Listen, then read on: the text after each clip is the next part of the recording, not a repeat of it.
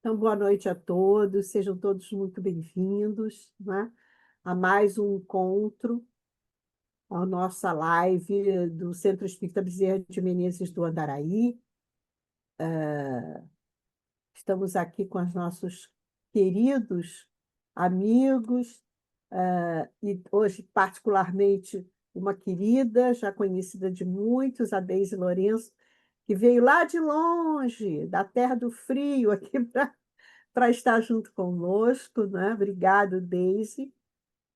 E eu vou escolher uma página desse livrinho lindo aqui, Ceifa de Luz. Deixa eu me destacar aí para vocês poderem ver essa capinha aqui, tá?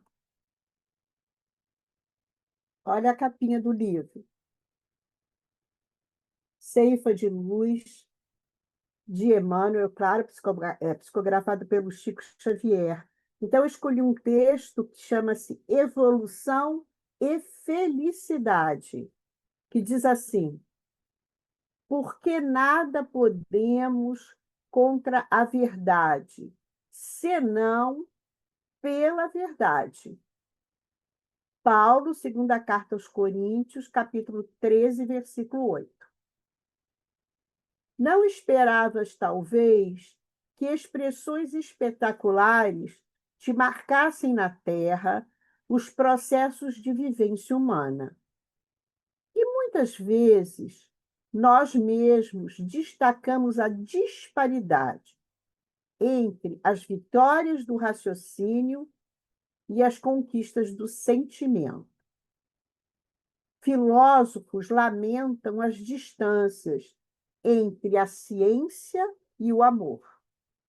Ainda assim, acima de nossos próprios pontos de vista anteriormente expendidos, somos forçados a considerar que os domínios de um e outro são muito diferentes.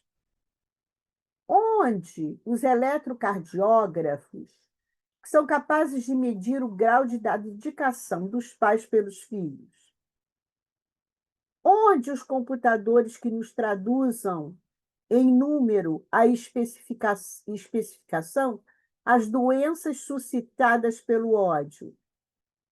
Como encontrar as máquinas que possam frenar entre os povos os impulsos da guerra e da delinquência?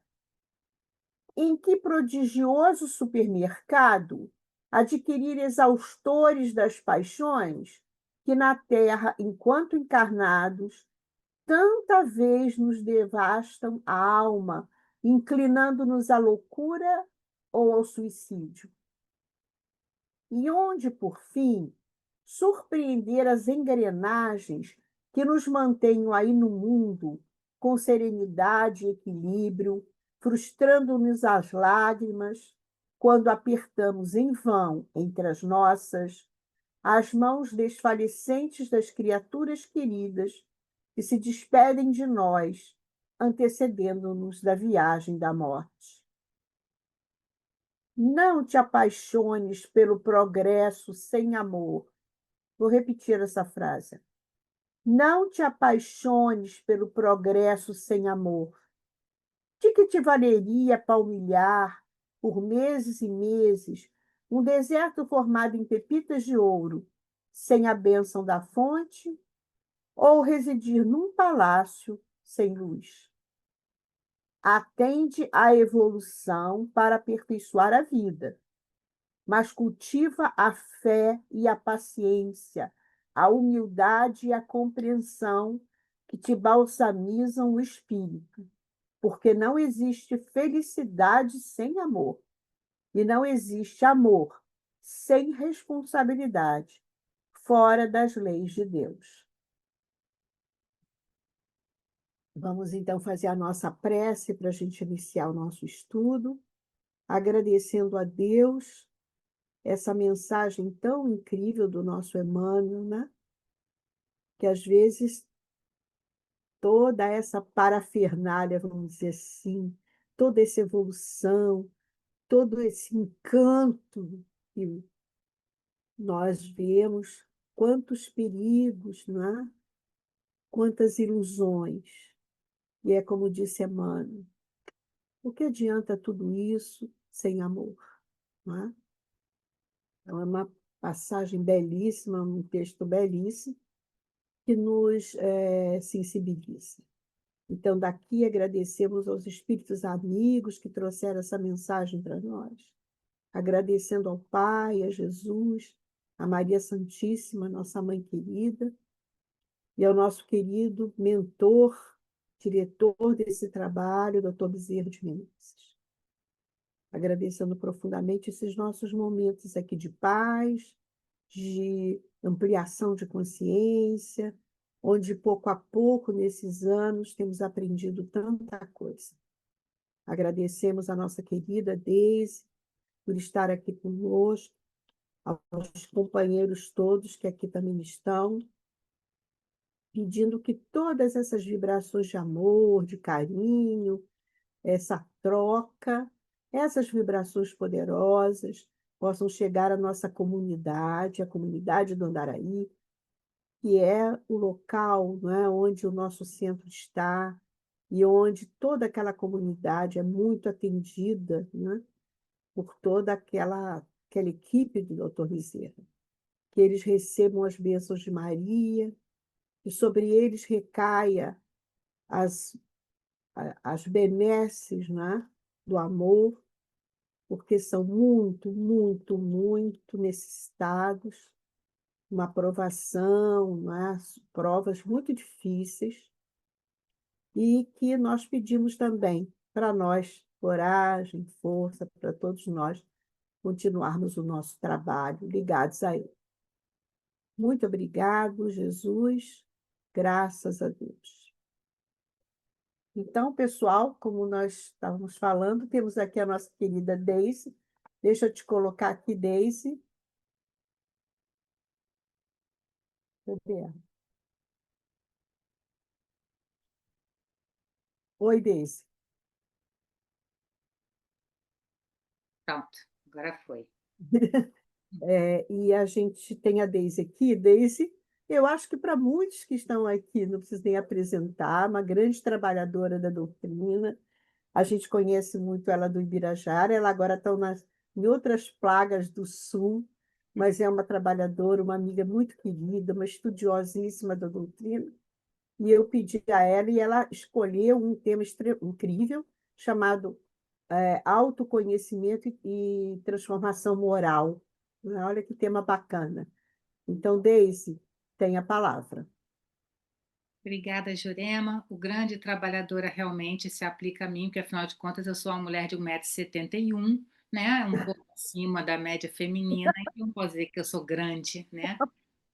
Mas é uma alegria, né? A gente poder estar aqui nos quadradinhos de luz, como eu digo, né? Porque, na verdade, a gente tem a oportunidade aí desse encontro pela tecnologia, unindo os corações, aproximando aí os nossos olhares, os nossos rostinhos.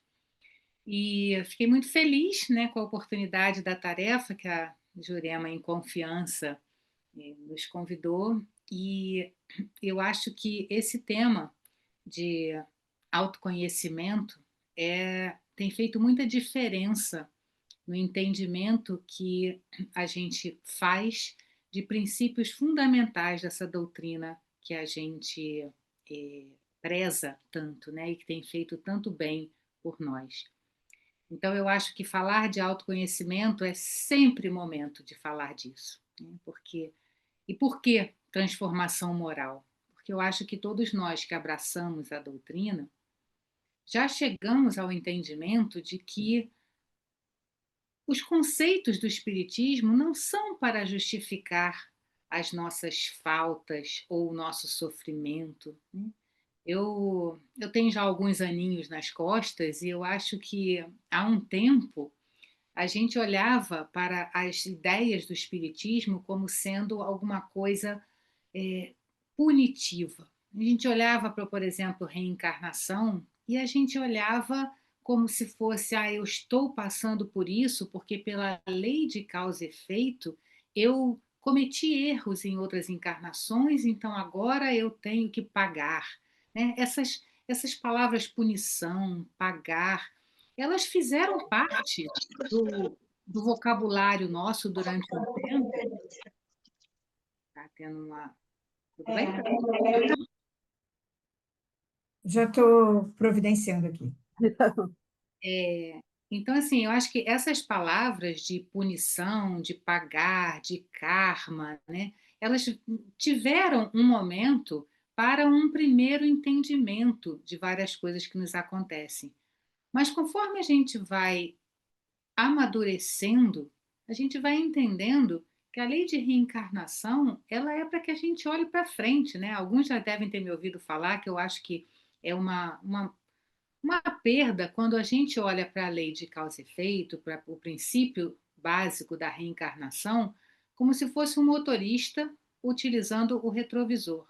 Então a gente olha pelo retrovisor, a gente vê, fica vendo a nossa vida passada, nossas vidas passadas e justificando o que nos acontece.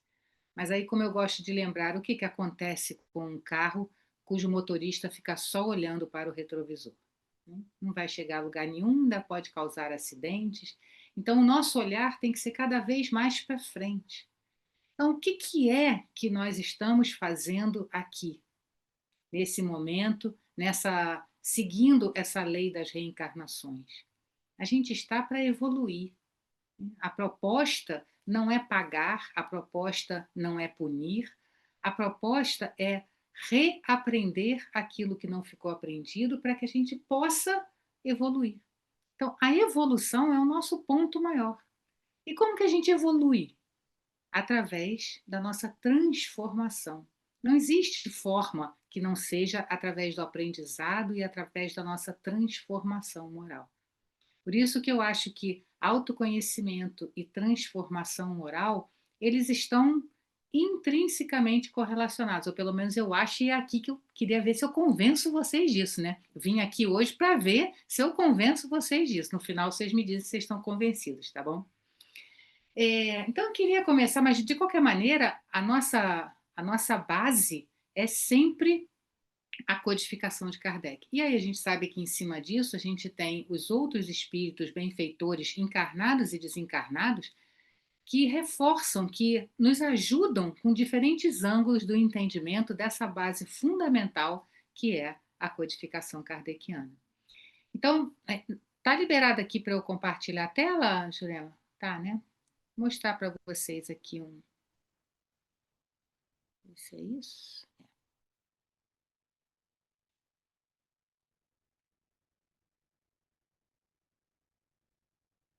Tá todo mundo vendo direitinho? Tá um ok Vamos aí? sim.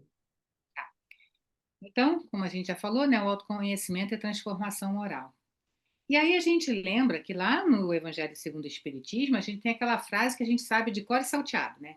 Reconheces o verdadeiro espírita pela sua transformação moral e pelos esforços que faz em domar suas más inclinações. Todo mundo sabe isso de cor, não sabe? Todo mundo que tem, assim, pelo menos um mês estudando doutrina espírita já ouviu isso daí, a gente acaba decorando mesmo. E tem mais é que decorar, que é para a gente lembrar que se a gente quer ser espírita, a gente tem mais é que lembrar exatamente o que caracteriza o verdadeiro espírita. Então, vamos lá. Porque, assim, eu acho curioso, né? Porque se a frase faz questão de dizer o verdadeiro espírita, é porque deve ter algum que é meio falso, né? Então, o falso espírita é talvez aquele que usa o espiritismo de uma maneira que não é o seu objetivo primordial, que é levar a transformação moral e empregar os esforços para domar as suas más inclinações. E aí eu sempre penso, né? Sempre pensei, bom, domar os esforços, empregar esforço para domar a má inclinação, me parece simples de entender, né? Porque eu digo assim, tá, não, eu saí ali na rua, eu vi alguém fazendo uma coisa errada, me dá vontade de voar no pescoço daquela pessoa e corrigir aquilo ali. Aí eu faço aquele esforço para domar essa má inclinação de voar no pescoço do outro, porque eu já sei que não é o correto. Eu já aprendi que não é o correto que eu use a agressividade para corrigir nem aquilo que eu estou vendo está errado. Então, tá bom, essa parte vamos domar as más inclinações, a gente é mais fácil de entender.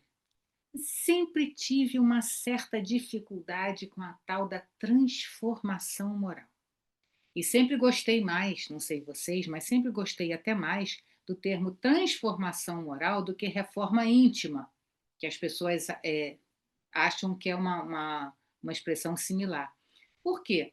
Porque quando a gente reforma alguma coisa, sempre me dá a impressão de que a gente pode é, fazer mais na aparência do que na estrutura da coisa, né? Ah, eu vou reformar a minha cozinha. Às vezes eu botei a cozinha no osso, mudei tudo, mudei parede, encanamento, mas às vezes a reforma da cozinha é só aquela coisa, né, de mudar o azulejo, botar uma pecinha mais moderna e tal. Então, assim, eu acho que quando a gente pensa em transformação moral, não sei se é por causa das minhas origens químicas, né? Eu sempre acho que é uma coisa que é realmente transcendente. Vai além da aparência, porque vai na essência. Na química, quando a gente transforma uma substância em outra, você tem realmente outra realidade. Então, quando a gente se transforma moralmente, é uma coisa estrutural, não é só o da aparência. Então, eu sempre fui muito curiosa, né, da gente entender cada vez mais essa parte da transformação moral. E aí a gente vê lá no Livro dos Espíritos aquela pergunta, quando a gente pensa em transformação moral, pergunta famosa, né, que mesmo quem como eu, não sabe número das perguntas do Livro dos Espíritos, essa daí a gente sabe, né? 919 todo mundo tem no coração. Quando Kardec perguntou qual o meio prático mais eficaz que tem o homem de melhorar nessa vida e resistir à atração do mal. E a resposta também é bem badaladinha, né? Um sábio da antiguidade vô-lo disse: conhece-te a ti mesmo.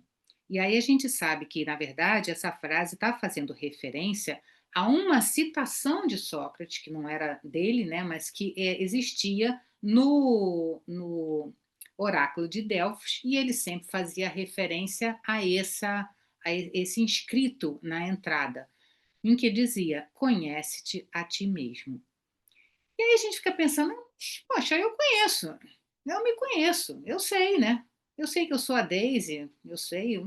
Por que que seria tão importante esse conhece-te a ti mesmo como meio do homem melhorar nesta vida? E aí a gente começa a perceber o seguinte: vários autores, como por exemplo Hamed, lá no livro Renovando Atitudes, tem um capítulo que ele chama de A Verdade, em que ele diz assim: nossa visão sobre as coisas pode enganar-nos, pois em realidade ela se forjou entre nossas convicções mais profundas sobre aquilo que nós convencionamos chamar de certo e errado, isto é, de verdadeiro ou falso.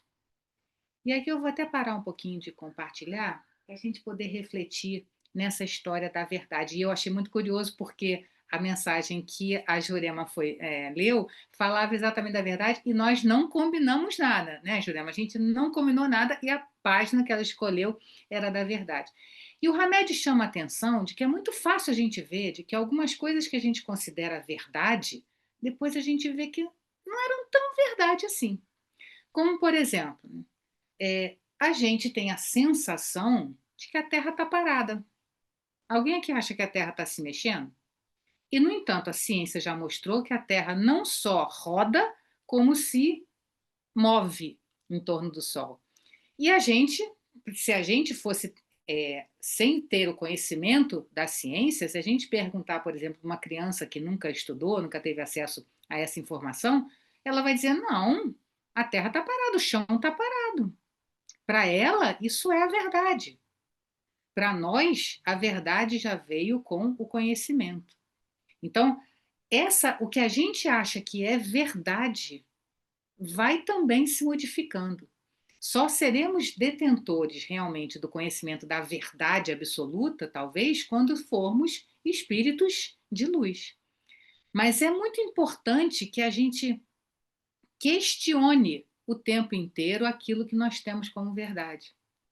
E aí, quando eu penso que eu me conheço, será que é realmente aquilo que eu acho que eu sou?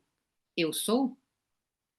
E é assim que a gente começa a entender que autodescobrimento, autoconhecimento, não é um fim em si, é um processo. Porque nunca chegarei àquele ponto do tipo assim, ah, agora eu me conheço, terminei o meu processo de autoconhecimento. Isso não vai acontecer, ou pelo menos não nesse curto prazo durante o nosso período de evolução. Por quê? Porque a cada momento eu estarei uma pessoa diferente. E a cada momento eu estarei descobrindo facetas diferentes. Como o Hamed comentou, a gente é muito condicionado a tomar como verdades convenções que nem sempre são de fato verdade. Então, se ao mesmo tempo que a gente não tem a segurança de conhecer todos os lados da verdade, como, por exemplo, essa sensação de que a Terra está parada, é, a gente também foi o tempo inteiro bombardeado de informações, eu digo o tempo inteiro mesmo, desde o início da humanidade. A gente vem sendo informado de várias convenções que muitas vezes são sociais, não são verdades divinas, são convenções sociais que a gente vai tomando como certo e como errado. O melhor exemplo que a gente tem disso é quando a gente analisa o que é correto e o que não é correto em culturas diferentes. Para algumas culturas, é absolutamente incorreto que a gente coma carne de vaca, né? Mas aí a gente come, mas aí a gente também não come carne de cachorro, porque em outras culturas, comer carne de cachorro é absolutamente natural. Onde está a verdade? Então, há coisas que são sociais. E vamos além. Há coisas que nós achamos que nós somos e atitudes que nós temos que nós achamos que são espontâneas e genuinamente nossas, que são, na verdade, familiares. São verdades, entre aspas, que vamos passando de geração em geração dentro da nossa família e que precisam ser questionadas. Porque muitas vezes eu posso ter crescido com a minha família dizendo que eu sou muito bonita. E aí eu me acho. Porque a minha família sempre achou, sempre disse que eu sou bonita, então eu sou bonita. E aí, um belo dia, eu me olho no espelho e digo: eu acho que eu não sou tão bonita assim, não. E isso é importante. Lembremos que família é uma base fundamental na nossa existência. Não, é inquestionável, né? Não é o nosso tema aqui hoje, mas acho que todos concordamos que família é um ponto fundamental. Mas isso não significa que tudo que a gente traz de família seja verdade. Por quê? A nossa família também é feita de espíritos que estão na mesma senda, na mesma luta evolutiva que nós. Eu sempre menciono assim um fato, né, meu particular da minha família que era eu fui criada, minha família achava que não se podia tomar banho depois das refeições, porque a pessoa prejudicava a digestão, ficava torta, era um drama, né? E aquilo assim, geração atrás de geração, sempre ouvia, né, todo mundo da minha família falando isso.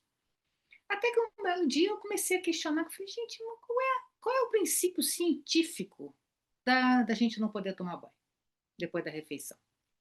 Aí comecei a perguntar a quem, né? Vamos perguntar a quem detém o conhecimento. Aí conversava com um médico, conversava com outro, e todo mundo, não tem nada a ver. Tem, claro, você mergulhar na piscina, tem outras situações aí, mas assim, tomar aquele seu banho em temperatura tépida, né? Você não leva nenhum choque e tal. Qual o problema? Não tem problema nenhum. E aí eu comecei a dizer assim, gente, a gente tem que quebrar esse paradigma, né? Porque se não tem embasamento na realidade, é é mito, é ritual. E aí vamos, né? A gente não quer mais seguir esse caminho. Gente, o dia que eu sempre conto isso, o dia que eu decidi que eu ia tomar um banho depois do almoço, a primeira vez que eu fiz isso, mas eu entrei assim, ó, no banho. Por quê? Aquilo era uma crença muito profunda minha. Fui criada a vida inteira com aquele pensamento. Então, na hora de quebrar aquilo, era muito complicado. E foi. E eu entrava assim, ai meu Deus, não, Deus me ajude, né? Porque, além de tudo, não só eu ia me prejudicar, como eu ia criar um escândalo familiar de que, tá vendo? Eu ia reforçar com a família aquilo que a ciência dizia que não fazia sentido. E vocês sabem que aí foi, e depois de um tempo, aquilo para mim começou a ser natural, eu vi que nada acontecia. Então, eu experimentei questionar o que era uma verdade. E com isso, a minha tia, por exemplo, né, que já era uma pessoa idosa, mas tinha uma mente mais aberta para esse tipo de experimentação, ela também foi lá e ela começou, e também depois, até o fim da vida, tomava o banho dela lá, sem problema, sem horário. O meu pai desencarnou sem tomar banho depois de tomar um comprimido.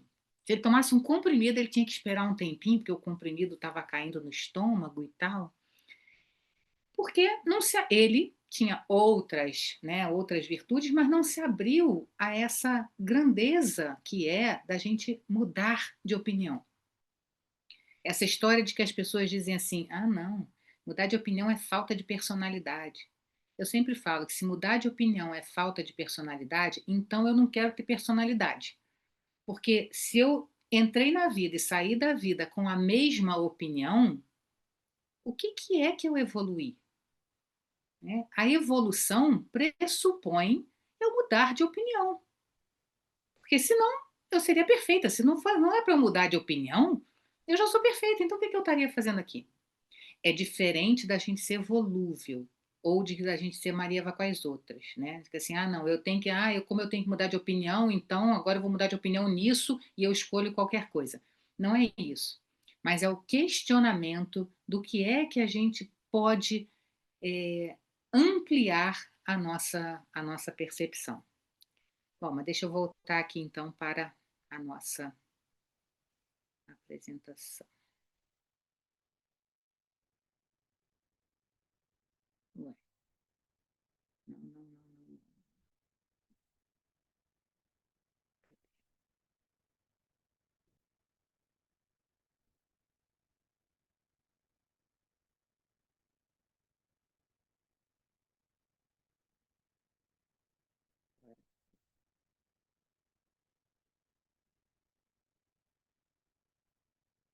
Agora foi, né? Tá. Bom, e aí, por que é tão difícil para a gente é, essa, essa abertura para a gente mudar de opinião? E aí eu sempre gosto de fazer essa comparação com essa montanha. Não sei se vocês conhecem, a montanha se chama Mauna Kea.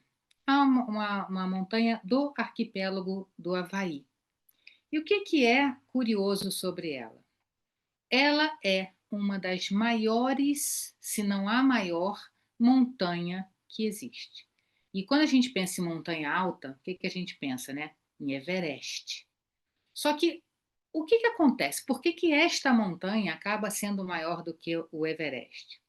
O que acontece é que ela tem apenas 4.000 metros do solo para cima, mas ela tem 10.000 metros do solo para baixo. Então, considerada da base ao topo, ela é maior do que o Everest. Que ela tem, então fica com 14.000 metros e o Everest acho que tem 8.000 e alguma coisa. Então, ela é maior e maior por muito, né? Por que eu gosto de lembrar dessa questão da monarquia? Porque quando a gente vai nas contribuições que a gente recebeu dos psicólogos e dos psiquiatras, o que aconteceu? O que ele não passa? Ups, tá aqui. Quando a gente vai nas considerações das contribuições, principalmente de Freud, de Jung, eles nos levam a entender que a nossa psique, quer dizer, a nossa casa mental, ela é, na verdade, exatamente como a monarquia. A parte que nós temos consciente, ela é muito menor em relação ao que está no nosso inconsciente. Então, sem querer fazer grandes aprofundações psicológicas, mas é porque a gente mexe um pouquinho disso quando a gente vai estudar a série psicológica de Joana de Ângeles, né? em que ela nos mostra exatamente que muitas das coisas que nós fomos não tratando ou que nós transformamos em conflito dentro de nós, a gente jogou lá para o inconsciente. E a gente fica nessa parte do consciente, que é a parte que todo mundo vê e que, na nossa interação social, a monarquia tem aí na base dela uma comunidade que tem o prefeito. Eu não estou chamando o prefeito de Minion, não, tá, gente? Eu nem sei se é prefeito, não sei, mas assim, em termos de psique, nós temos o nosso prefeitinho ali da parte do consciente, que é o que a gente chama o ego. Então, o ego gerencia tudo que é a nossa relação com o mundo, com o exterior. E nisso, muitas vezes, ele quer ficar bem na fita. E vamos reforçar: o ego não é para ser extinto. Ego é uma instância muito importante nessa nossa regulação psicológica. A questão é quando ele adoece. Aí a gente tem o egoísmo. Mas ele, saudável, ele é muito bom nessa administração aí das ideias do nosso consciente. E aí o que que acontece? A gente chega em Joana, onde ela diz que o ser humano transita invariavelmente pelo processo evolutivo em estado de adormecimento, vitimado pelo ressumar dos arquivos do inconsciente, que liberam hábitos e atividades fixados, ensejando-lhe a repetição automática dos mesmos, sem o necessário discernimento que advém da conquista da consciência. Então, o que que a mentora quer ressaltar aqui? Gente, se a gente imagina, quantas encarnações a gente já teve? A gente não sabe nem numerar, né? Nem que a gente lembrasse, a gente conseguiria elencar todas elas.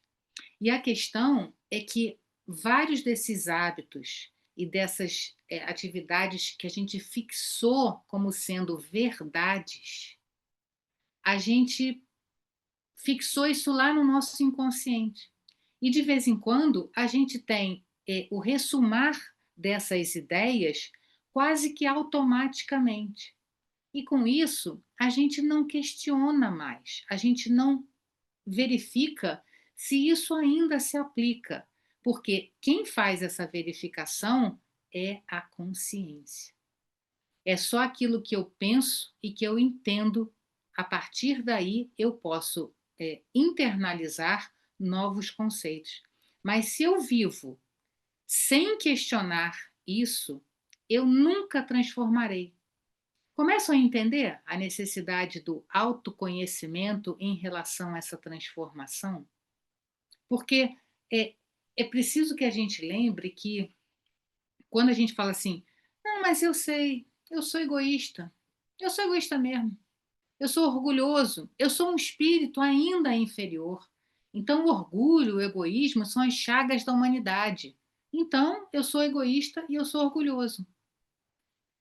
Isso, lamento, não é autoconhecimento. Isso é um conhecimento do estado da humanidade. Autoconhecimento é eu poder reflexionar como que essas características aparecem nos meus conceitos, nas minhas atitudes. Porque que somos egoístas e orgulhosos, então somos todos nós. Não precisa nem de processo de autoconhecimento para a gente saber. Isso a gente já sabe. Mas como é que eu ando caminhando nesse trajeto do egoísmo, do orgulho e de tudo aquilo que eu quero transformar? E aí, dentro desse processo do conhece-te a ti mesmo, né, da resposta lá de Santo Agostinho na pergunta 919, Kardec, muito esperto como sempre, né, na letra A da mesma pergunta, ele diz: conhecemos toda a sabedoria dessa máxima, essa máxima do conhece-te a ti mesmo. Porém, a dificuldade está precisamente em cada um conhecer-se a si mesmo. Qual o meio de consegui-lo? Ou seja, a gente entende perfeitamente que precisa se conhecer. Então, o próprio Kardec já chama atenção aí, né, que ele reconhece a veracidade dessa máxima. Mas então faz como para se conhecer? E aí eu queria propor a vocês, olha só,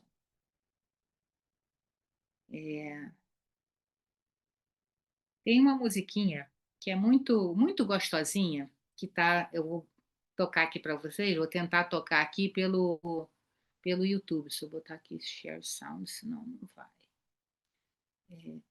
Vamos ver se a gente consegue ouvir. Eu queria que vocês prestassem bastante atenção na letra dessa música. Ela é muito gostosinha, mas aqueles que não conhecerem, né, tenta prestar atenção na letra dessa música. Vamos ver se vocês me dão um ok se estiver tocando.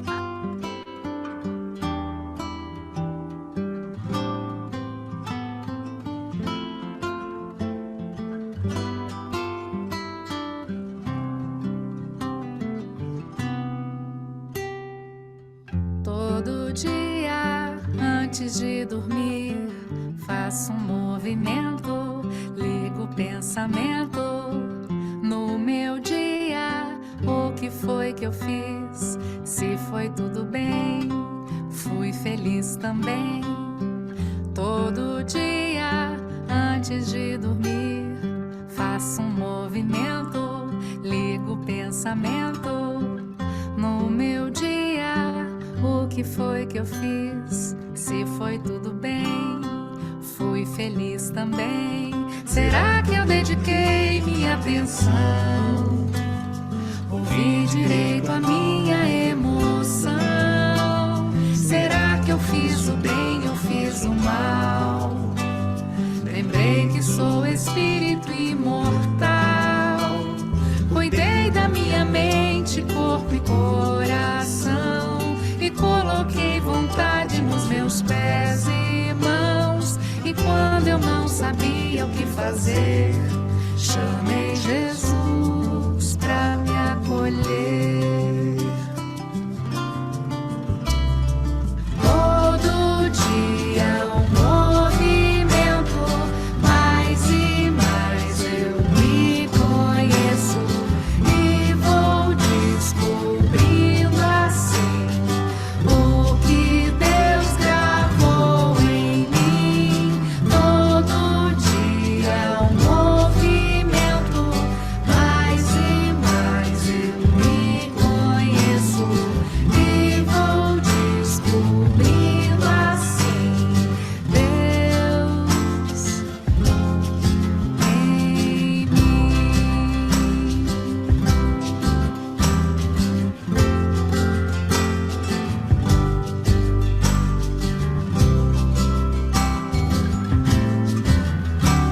Será que eu dediquei minha atenção? Ouvi direito a minha emoção? Será que eu fiz o bem ou fiz o mal? Lembrei que eu sou espírito imortal. Cuidei da minha mente, corpo e coração. E coloquei vontade nos meus pés e mãos. E quando eu não sabia o que fazer, chamei Jesus pra me acolher. Todo dia um movimento, mais e mais eu me conheço e vou descobrindo assim o que Deus gravou em mim. Todo dia um movimento, mais e mais eu me conheço e vou descobrindo assim Deus em mim. Todo dia antes de dormir, Foi tudo bem, fui feliz também. todo dia antes de dormir, Minha emoção, corpo e coração. todo dia antes de dormir, faço um movimento, ligo o pensamento.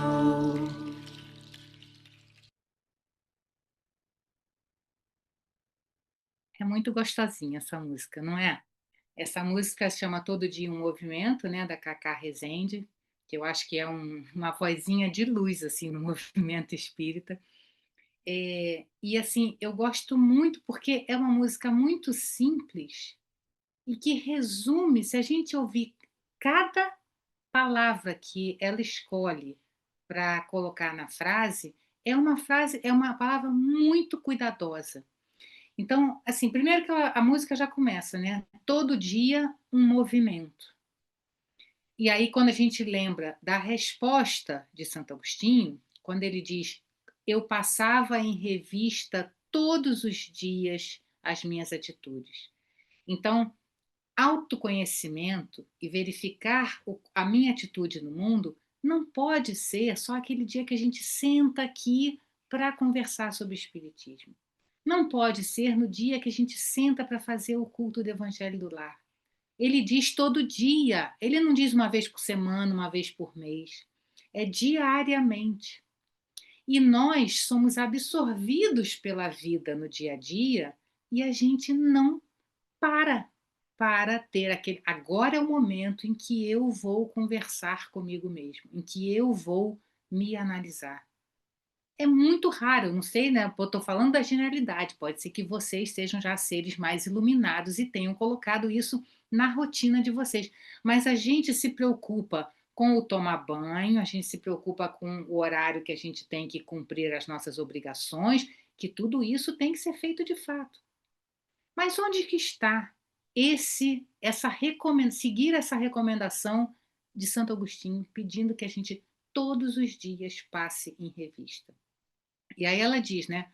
Todo dia um movimento, aciono antes de dormir, que não precisa ser necessariamente antes de dormir, mas assim, aciono o pensamento. Ou seja, eu vou colocar a minha razão em cima daquilo que eu estiver analisando. Porém, ela diz, eu cuidei da minha emoção, corpo, mente e coração. E é aqui que eu acho que tem o pulo do gato. Porque quando a gente diz que a gente é orgulhoso, que a gente é egoísta, a gente está usando o pensamento em cima dos nossos conceitos, inclusive doutrinários. Porém, se a gente olhar... Peraí, deixa eu passar aqui. Vou compartilhar de novo aqui com vocês, que eu quero mostrar uma frasezinha.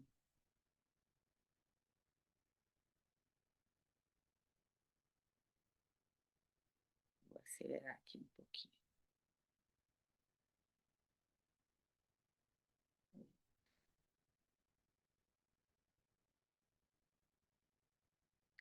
Aqui, ó. Joana de Ângeles. Em vários momentos eu pesquei só unzinhos aqui para a gente ver.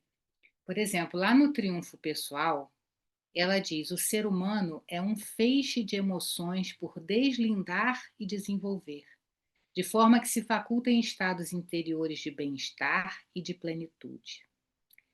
E aí, no Autodescobrimento, uma busca interior, no capítulo 2, ela fala: a emoção bem direcionada torna-se um dínamo gerador de estímulos e forças para realizações expressivas.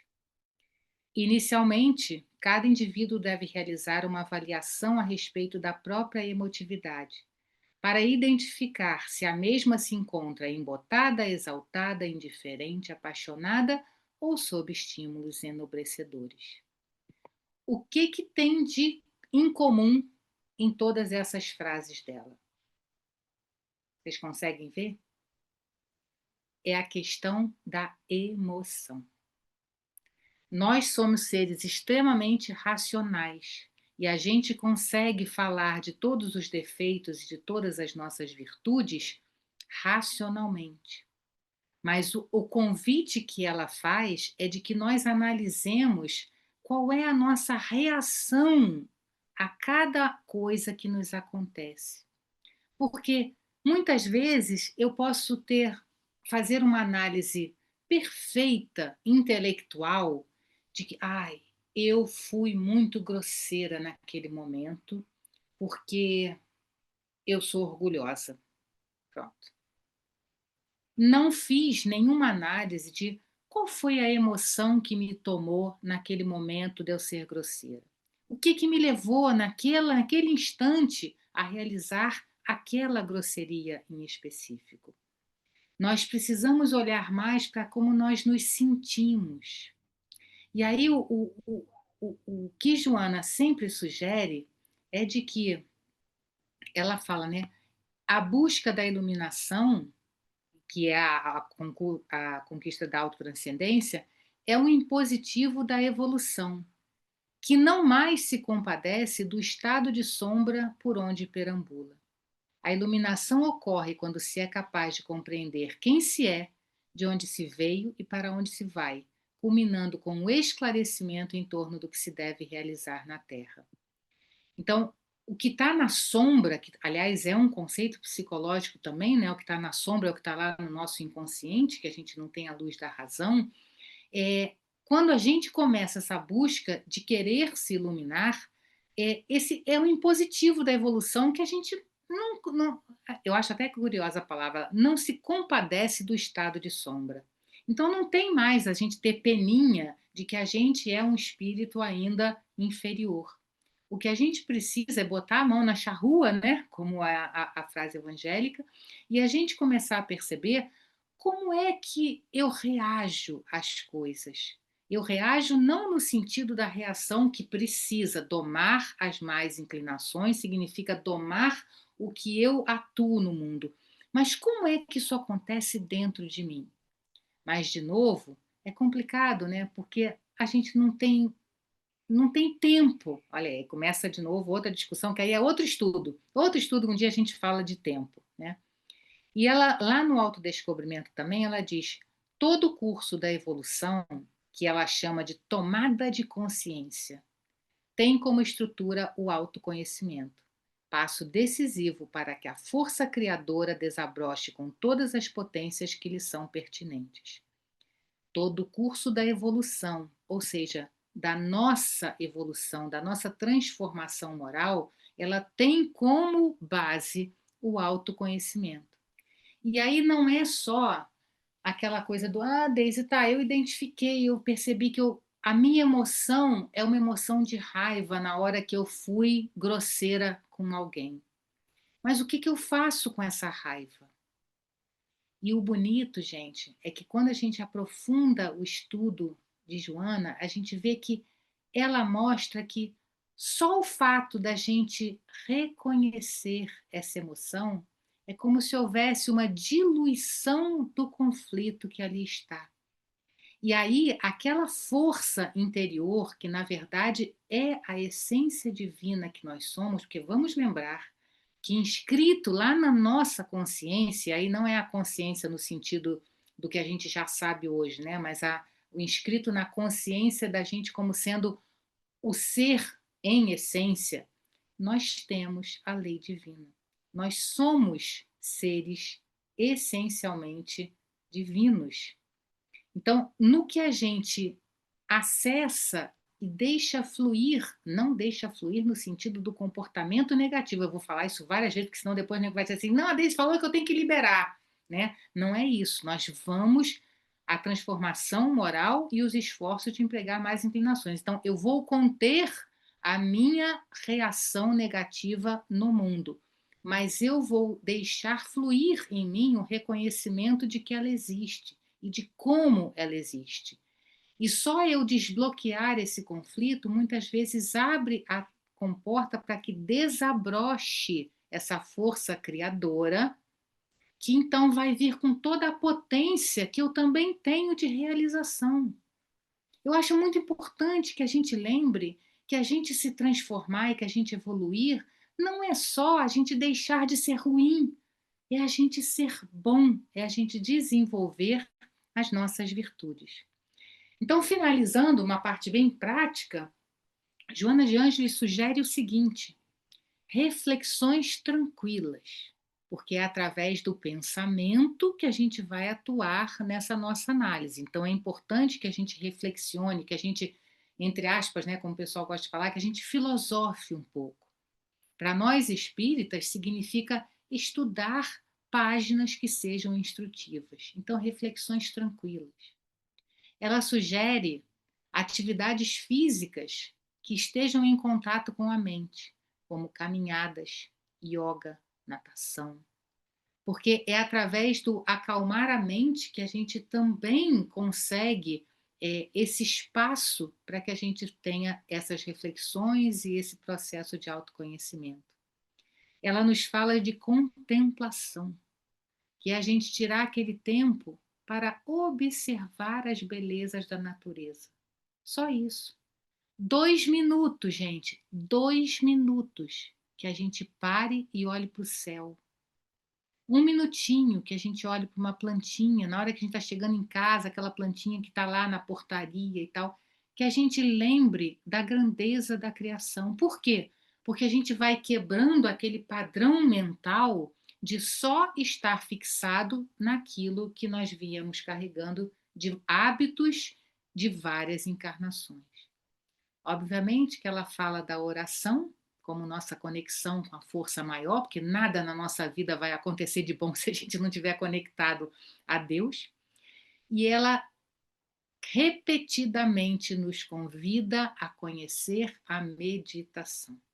Não é a meditação do jeito que se entende, ou erradamente dizendo que meditação é parar de pensar, meditação não tem nada a ver com isso, e nem é a meditação necessariamente atrelada a linhas religiosas, que cada uma tem a sua.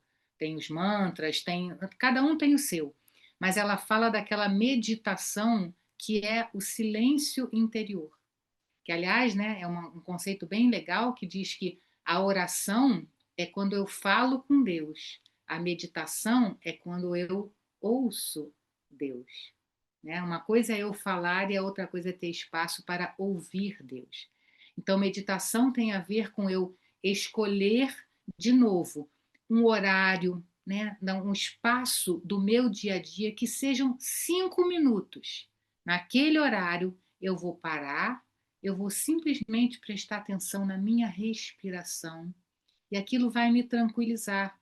E depois de um tempo de prática, a gente percebe quantos insights a gente tem depois de uns minutinhos de meditação. O que é o insight que a gente tem, gente? Senão a resposta do universo para aquilo que seja uma necessidade nossa.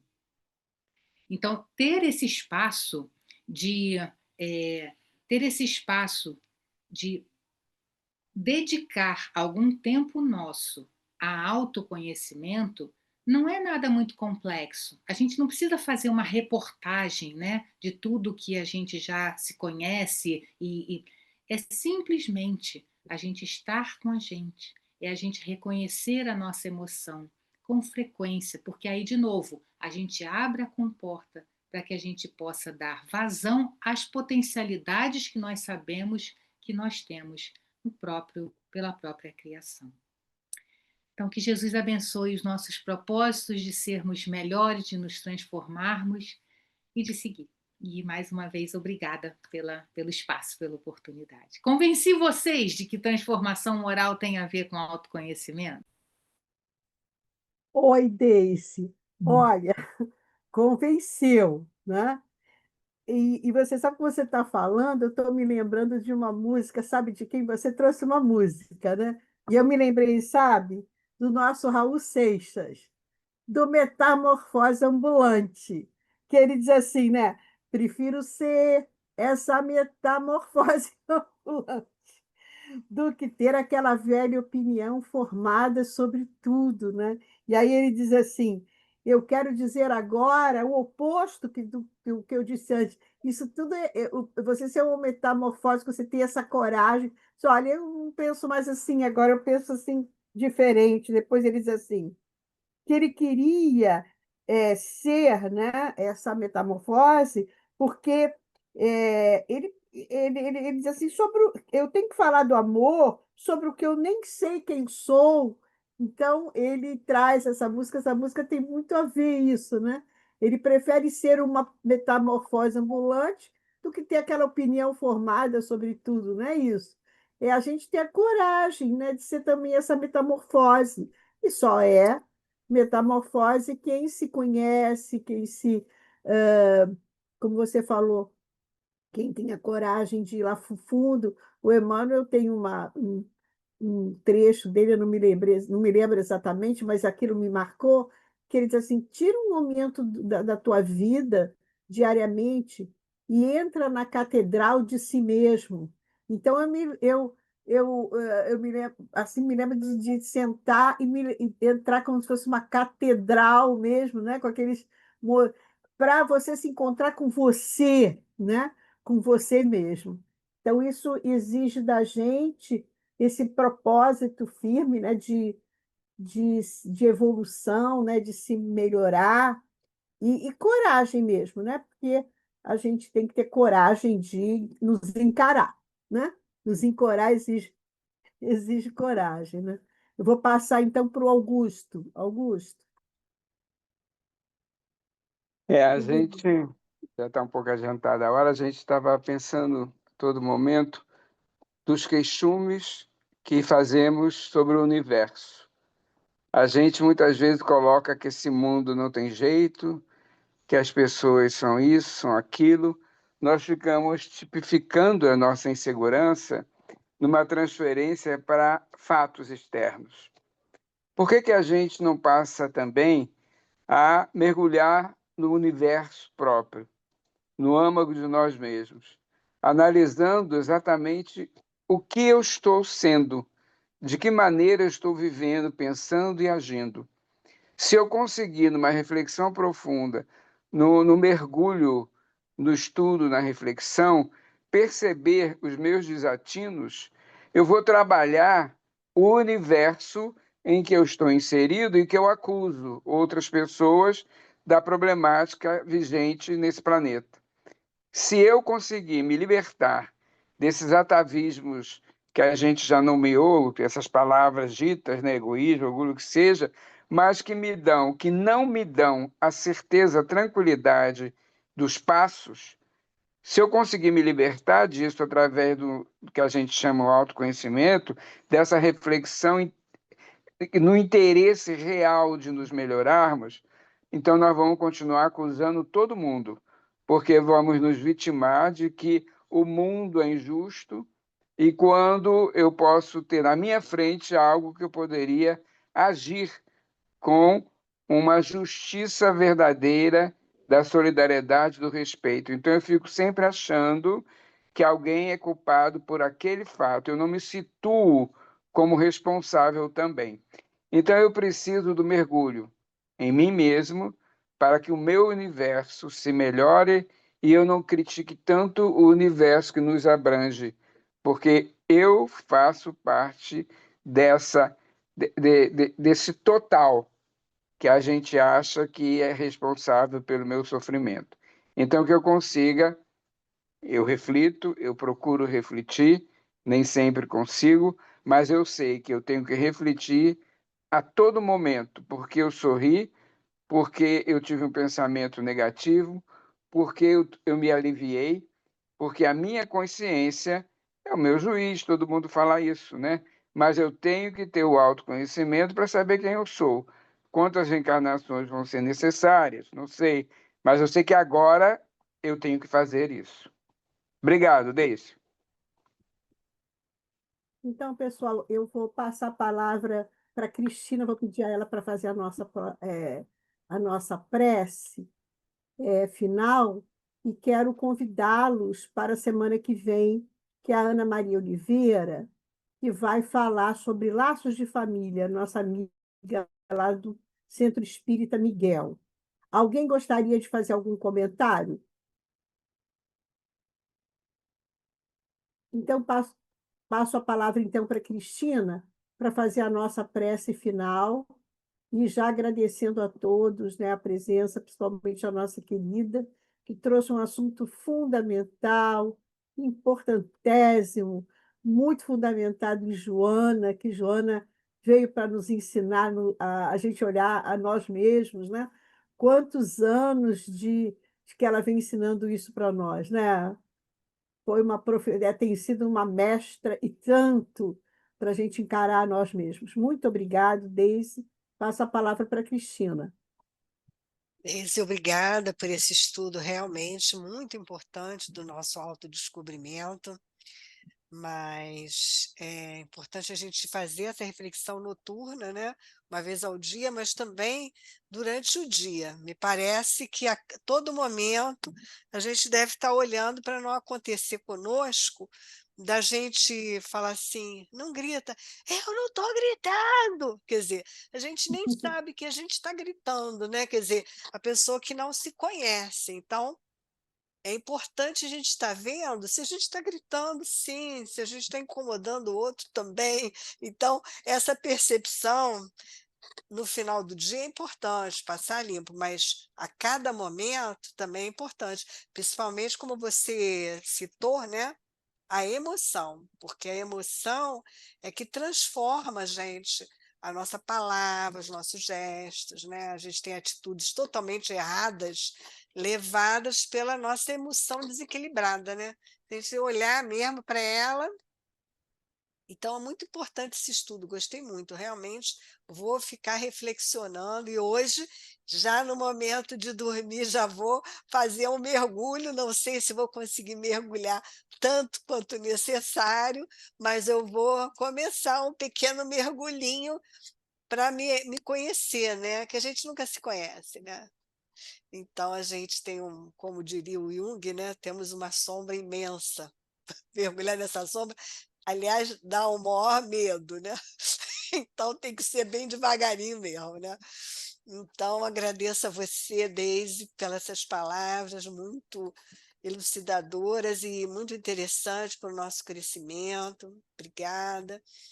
E vamos elevar o nosso pensamento ao Mestre Jesus, rogando ao Mestre que nos ajude nesse mergulho diário que Santo Agostinho nos ensina, para que possamos abrir o nosso coração e realmente nos conhecer, saber quem somos, o que falamos, como agimos, como nos comportamos diante dos nossos amigos, dos nossos companheiros da casa espírita, se estamos sendo agressivos ou estamos sendo indelicados com as pessoas, que possamos ver, né? Dai-nos olhos de ver quem somos. Agradecemos essa oportunidade de estudo e pedimos pela nossa humanidade tão sofredora, principalmente os países que estão em guerra, que recebam bênçãos de luz e de paz. Agradecemos tudo que temos recebido, que assim seja. Então, pessoal, uma boa noite para todos, muita paz. Essa noite seja uma noite especial para todos. Obrigado, Deise. Até a próxima. Você já Obrigada. foi contratado, tá? Bye, Obrigada. bye. Muito bom, hein? Até Boa quinta, noite a Deise. todos. Tchau. Tchau, muito bom. Obrigada. Boa noite. Obrigada, Tá Deise. Foi Gente, ótimo. Muito obrigada. pelo carinho e Bye. pela oportunidade. Beijo. Muito bom. Beijo. Muito bom. Tchau, tchau. Tchau, tchau. Boa